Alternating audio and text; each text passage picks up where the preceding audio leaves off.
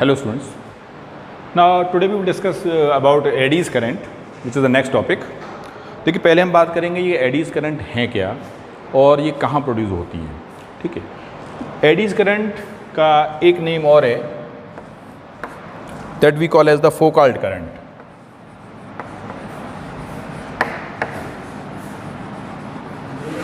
क्योंकि इनको फोकाल्ट ने डिस्कवर किया था इसलिए इनको फोकाल्ट करंट भी बोला जाता है. तो एडीज़ करंट बेसिकली हैं क्या? These are the currents which are induced in the bulk piece of a material when the amount of magnetic flux linked with that material changes. अगर किसी बल्क पीस ऑफ मटेरियल से magnetic flux link change होता है तो उस bulk piece के अंदर जो अपोजिंग करंट प्रोड्यूस होती हैं उन अपोजिंग करंट को हम एडीज़ करंट बोल देते हैं. ठीक है, तो एडीज़ करंट बेसिकली कहाँ प्रोड्यूस होंगी ये बात भी समझना ज़रूरी है. जहाँ हमारा कोई भी मटेरियल बल्क पीस होगा, जैसे हम जानते हैं किसी मोटर का कॉइल हो, ट्रांसफार्मर का कॉइल हो, सभी जो कॉइल्स बनाई जाती हैं वो थिन इंसुलेटेड लेमिनेटेड कोर लेकर के बनाई जाती हैं, ना कि कोई बल्क पीस ऑफ मटेरियल लेकर बनाई जाती हैं. कभी आपने सोचा ऐसा क्यों? इसकी वजह है कि हम एडीज़ करंट के फॉर्मेशन को मिनिमाइज़ कर पाएँ, so that we can minimize the formation of eddies current. क्योंकि एडीज़ करंट देखिए हमें जो किसी न किसी रूप में एनर्जी लॉस प्रोड्यूस करती हैं और उस एनर्जी लॉस को हम कोई नहीं चाहेगा कि भाई अननेसेसरी एनर्जी का वेस्टेज हो. तो हम चाहते हैं देखिए हीटिंग इफेक्ट के फॉर्म में ये लॉस ना हो, तो हम एडीज़ करंट को कई तरीक़ों से मिनिमाइज़ कर सकते हैं, वो हम डिस्कस करेंगे इसके बाद. लेकिन फ़िलहाल ये एडीज़ करंट है क्या और जो इंड्यूस करंट प्रोड्यूस होता है एडीज़ के द्वारा वो कितना होता है. ठीक है, सो जो मैग्नीट्यूड होता है एडीज़ करंट का, so magnitude of eddies current that is given by I, which is equals to induced EMF over resistance. ठीक है, मान लीजिए इंड्यूस्ड EMF जो हो रही है हमारी E हो रही है और रेजिस्टेंस मान लीजिए सर्किट का या उस मटेरियल का R है जिसमें एडीज़ करंट का फॉर्मेशन हो रहा है. तो I equals to E over R आप लिखेंगे और इसी के accordingly what about E but E equals to minus d∅ over dt. ये हम फैराडे लॉ से पढ़ चुके हैं. ठीक है, तो अगर मैं इस चीज़ को यहाँ लगा दूँ तो यहाँ से I कितना मिल जाता है हमको? You have minus d∅ over dt over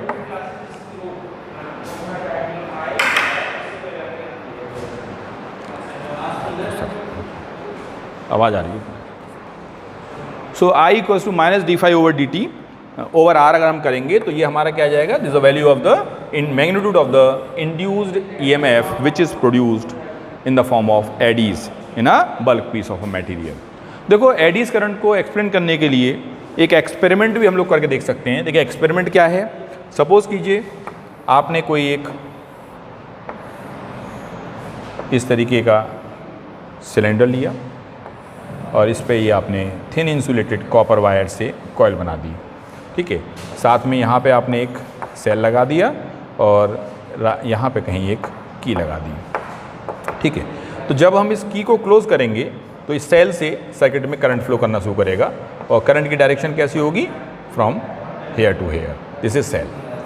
ठीक है, करंट प्रोड्यूस हुआ और यहाँ पे आपने एक metallic disc, we have considered a metallic disc here, जिसको आपने इस के ऊपर रखा हुआ है. तो इस मेटेलिक डिस्क को D से आप रिप्रेजेंट कर सकते हैं. तो देखो होगा क्या जब आपने इसके अंदर करंट पास किया. ठीक है, जब की को क्लोज करेंगे तो सर्किट में करंट पास करेगा और करंट जब पास किया तो इस के अंदर मैग्नेटिक फील्ड प्रोड्यूस हुआ. जानते हैं ना, जब कोई भी सोलेनॉइड जैसी कॉइल होती है उसमें जब हम करंट पास करते हैं तो वो सोलेनॉइड जो है हमारा एक तरीके से मैग्नेटिक फील्ड प्रोड्यूस करता है.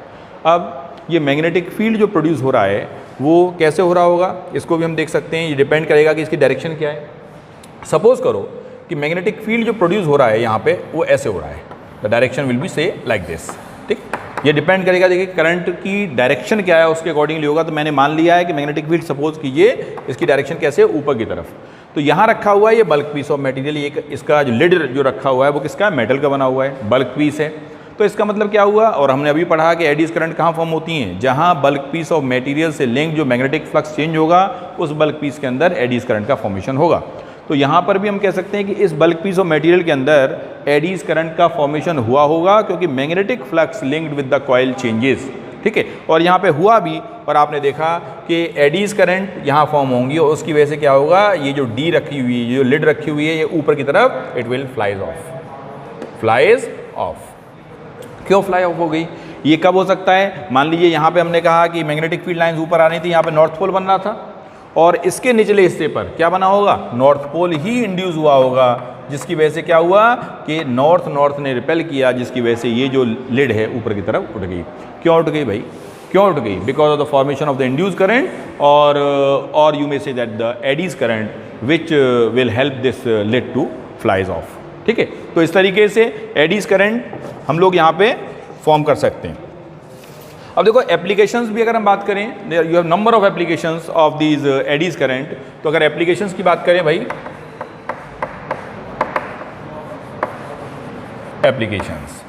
एप्लीकेशंस में सबसे पहला और important application in the formation of dead beat galvanometer,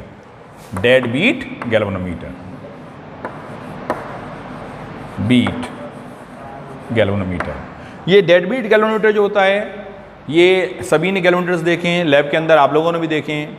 तो हम जो भी गैल्वेनोमीटर यूज़ करते हैं उसमें आप जानते हैं उसकी नीडल आगे, अगर आपने करंट पास किया नीडल आगे बढ़ी, ठीक है, आगे बढ़ने के बाद थोड़ा सा बैक होती है, फिर आगे जाती है और उसके बाद में फाइनल रीडिंग जो भी है धीरे धीरे जाकर के वो रुकती है। तो कभी आपने सोचा है कि वो ऐसे इस तरीके से डिफ्लेक्ट करती हुई क्यों रुकती है?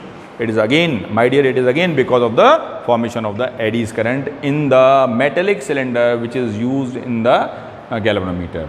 जो सिलेंड्रिकल कॉइल यूज़ की गई है उसके अंदर एडीज करंट फॉर्म होती हैं, जिसकी वजह से ऐसा होता है क्या कि करंट तो सुई को आगे भेजना चाहता है लेकिन एडीज करंट उसका अपोज करती हैं और फाइनली वो एक पर्टिकुलर पॉइंट पे जाकर रुक जाता है। तो हम चाहेंगे डेड बीट गैल्वेनोमीटर मीन्स ऐसा गैल्वेनोमीटर जहाँ पे एडीज करंट ज़्यादा फॉर्म हो रही होंगी, तो रीडिंग आपको जल्दी मिलेगी और एक्यूरेट मिलेगी, ठीक है। तो ये एक तो एप्लीकेशन डेड बीट गैल्वेनोमीटर के फॉर्मेशन में हो जाता है।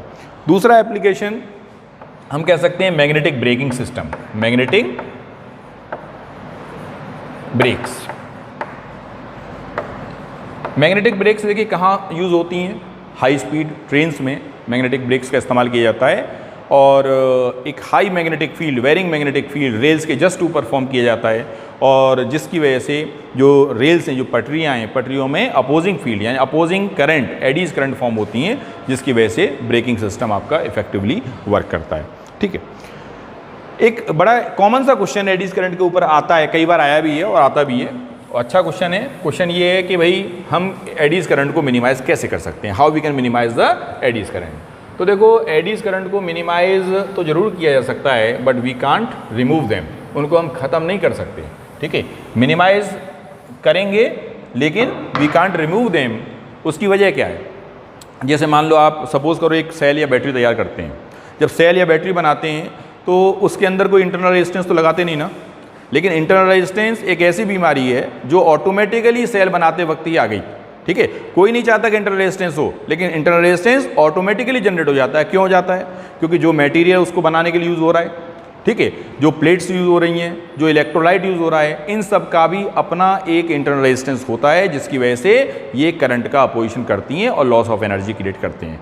इसका मतलब ये हुआ जब नया सेल लेके आते हैं तो उसका इंटरनल रेजिस्टेंस बहुत कम होता है और धीरे धीरे क्या होता है कि जब हम उसे यूज़ करते रहते हैं तो इंटरनल रेजिस्टेंस धीरे धीरे बढ़ने लगता है और एक समय के बाद वो सेल आपका काम करना बंद कर देता है, ठीक है। Because of the excess of internal resistance current को आसानी से फ्लो नहीं होने देता और हम कहते हैं कि भाई सेल हमारा डेड हो चुका है और इसको आप चेंज करना पड़ता है। तो बेसिकली एडीज करंट जो है इसके अनडिजर्वेबल इफेक्ट में सबसे इंपॉर्टेंट इफेक्ट है इसका कि it creates the loss of energy in the form of heat के फॉर्म में ये एनर्जी लॉस क्रिएट करता है, ठीक है। अब इस एनर्जी लॉस को हम कैसे मिनिमाइज कर सकते हैं, ठीक है। एनर्जी लॉस के फॉर्म में जो हीट के फॉर्म में जो एनर्जी लॉस हो रहा है उसको हम कैसे मिनिमाइज करें, हमारी कोशिश होनी चाहिए कि ये हीटिंग इफेक्ट कम से कम हो और हीटिंग इफेक्ट को कम करने के लिए क्या करें तो भाई एडीज करंट का फॉर्मेशन कम से कम हो, यानी कोई भी मोटर हो, कोई भी ट्रांसफार्मर हो, कोई भी कॉइल जो आप तैयार कर रहे हैं, ठीक है, तो उसके अंदर डायनोमो हो इवन, तो इनमें सब में क्या है कि जब ये कॉइल्स तैयार की जाती हैं तो वहाँ पर इस बात का भी ध्यान रखना चाहिए कि जो कोर मटेरियल है वो कहीं हम कभी भी सॉलिड मटेरियल नहीं लेते। उसमें क्या है, आपने ट्रांसफार्मर के कोर को देखा होगा, ट्रांसफार्मर के जब कोर तैयार किया जाता है तो पतली पतली थिन प्लेट्स लेकर के, ठीक है, प्लेट्स लेकर के उनको आपस में एक दूसरे से इंसुलेट किया जाता है, उसके बाद में एक लेमिनेटेड कोर तैयार की जाती है। अगर चाहें हम तो एक उसी शेप का एक सॉलिड मेटेलिक पीस ले सकते हैं, लेकिन उसे लेंगे तो क्या होता, उसे लेते तो हीटिंग इफेक्ट होता, एनर्जी लॉसेस ज़्यादा होते और ट्रांसफार्मर हमारा प्रॉपर वे में वर्क नहीं कर पाता, ठीक है। तो उसको मिनिमाइज़ करने के लिए हमने क्या किया, एडीज करंट को मिनिमाइज करने के लिए the laminated core of transformer is taken और the laminated core of such electric motors और devices should be taken so that the energy lost can be minimised, ठीक है। तो एडीज करंट, अच्छा इसमें ये कैसे मिनिमाइज की गई, थिन लैमिनेटेड शीट्स लेकर के which are insulated from one another by means of varnish और लिक्वर, ठीक है। और इसमें ये कह सकते हैं कि ऐसी कोर्स को हम क्या बोल देते हैं, लैमिनेटेड कोर्स बोल देते हैं। सो आपका जवाब क्या होगा, कोई पूछता है कि भाई हम कैसे में इसको हीटिंग इफेक्ट को कम कर सकते हैं, तो आप कह सकते हैं in short by using laminated cores we can minimise the effect of eddy current और we can minimise the loss due to the Aedes current, ठीक है। Okay, now we will discuss about one more topic which is about self induction. अब जरा देखते हैं कि self induction है क्या और किस तरीके से हम इसको आइडेंटिफाई कर सकते हैं और कैसे इसका रिजल्ट हम निकाल सकते हैं। सो नेक्स्ट ये जो टॉपिक है आपका, this is about self induction. देखिए जैसे नाम बता रहा है सेल्फ इंडक्शन, सेल्फ इंडक्शन का मतलब एक ही कॉइल के अंदर जब वेरिंग करंट पास किया जाएगा तो उस कॉइल के अंदर ही अंदर एक अपोजिंग ईएमएफ इंड्यूस हो जाएगी। उस ईएमएफ को हम बैक ईएमएफ भी बोल देते हैं और इसी फिनोमेना को सेल्फ इंडक्शन बोला जाता है, ठीक है। सो यहाँ पे सेल्फ इंडक्शन में क्या होता है, बैक ईएमएफ प्रोड्यूस होती है, बैक ईएमएफ, ठीक है। अब कैसे प्रोड्यूस होगी जरा देखने की कोशिश करते हैं। तो इसके लिए हमने सपोज करो एक कॉइल ली, this is a coil like solenoid, जैसे सोलेनॉइड आपका होता था उसी तरीके की कॉइल है और इसमें आपने एक करंट भेजा से आई, लेकिन ये करंट जब भेजोगे तो मैग्नेटिक फील्ड प्रोड्यूस होगा, ये तो हम जानते हैं। जब इस कॉइल में करंट पास करेगा तो इस कॉइल के अंदर मैग्नेटिक फील्ड प्रोड्यूस होगा, लेकिन मैग्नेटिक फील्ड तो प्रोड्यूस हो गया, लेकिन इस कॉइल के अंदर जब तक इंड्यूस करंट फॉर्म नहीं होगी जब तक कि करंट हमारा वेरिंग ना हो, ठीक है। तो क्या करना होगा हमको, ये करंट जो हम भेज रहे हैं ये कैसा होना चाहिए, इट मस्ट बी वेरिंग, बदलता हुआ होना चाहिए। अब बदल तो दो तरीके से सकता है, बढ़ भी सकता है और घट भी सकता है, ठीक है ना। तो अगर मान लीजिए करंट हम वेरी कर रहे हैं और सपोज करते हैं कि ये इंक्रीजिंग करंट यहां फॉर्म हो रहा है, increasing current is flowing in the coil, ठीक है, और करंट हमारा किधर इंक्रीज कर रहा है, इस तरफ इंक्रीज कर रहा है, this is the direction of increasing current.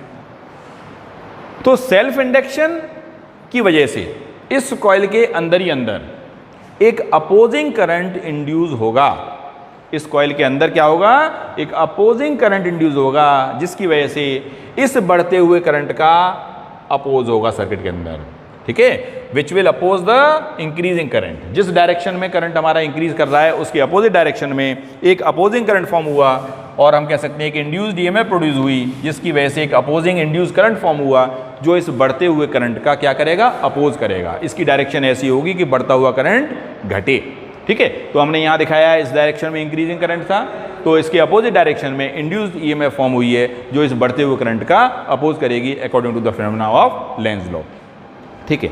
अब अगर सपोज करो एक दूसरी कॉइल और कंसीडर कर ली जाए, suppose you may consider one more coil, ये आपने एक कॉइल और कंसीडर की, देखिए इस कॉइल में, लेकिन इस बार हम क्या कर रहे हैं, करंट को इंक्रीजिंग की जगह कैसा कर रहे हैं, डिक्रीजिंग करंट,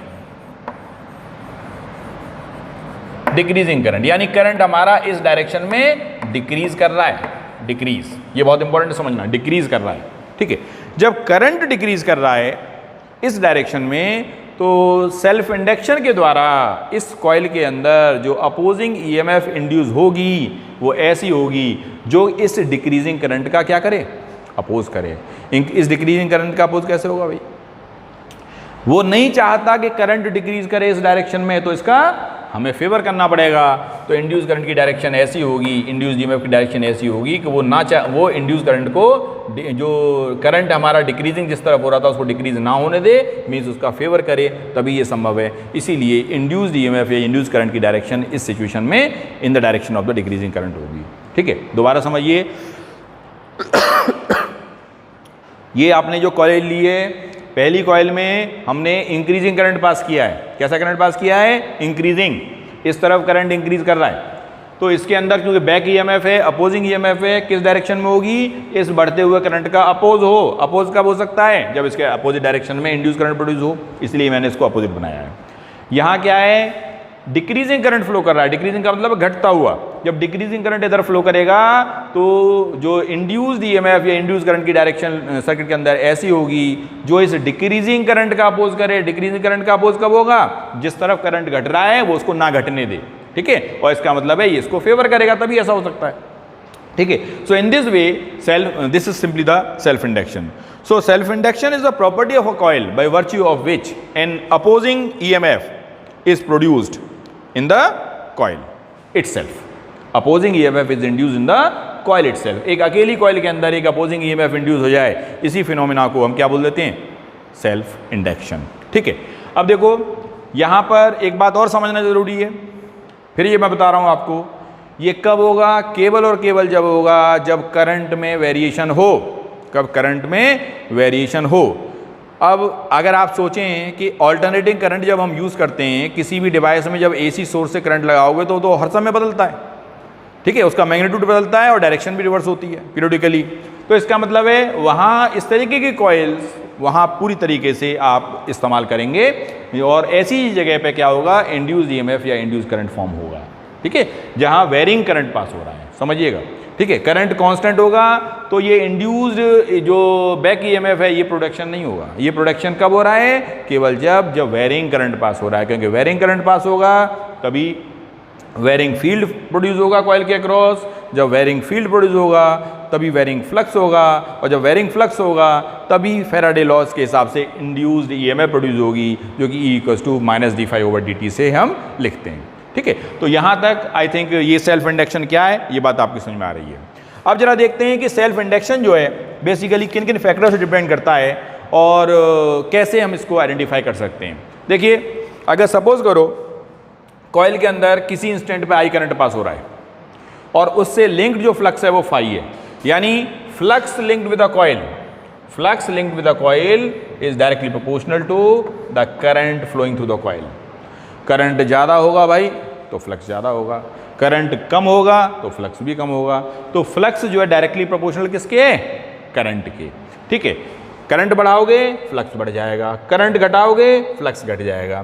तो हम क्या कर सकते हैं, फ्लक्स को यहाँ प्रोपोर्शनलिटी का निशान हटा दीजिए और एक कांस्टेंट लगा दीजिए, क्योंकि जब भी प्रोपोर्शनलिटी का निशान हटाते हैं आप तो क्या लगता है, एक प्रोपोर्शनलिटी कांस्टेंट लगाना पड़ता है। वो प्रोपोर्शनलिटी कांस्टेंट यहाँ क्या है, एल। इस एल कांस्टेंट को ही हम क्या बोल देते हैं, coefficient of self induction. This we call as the coefficient of self induction.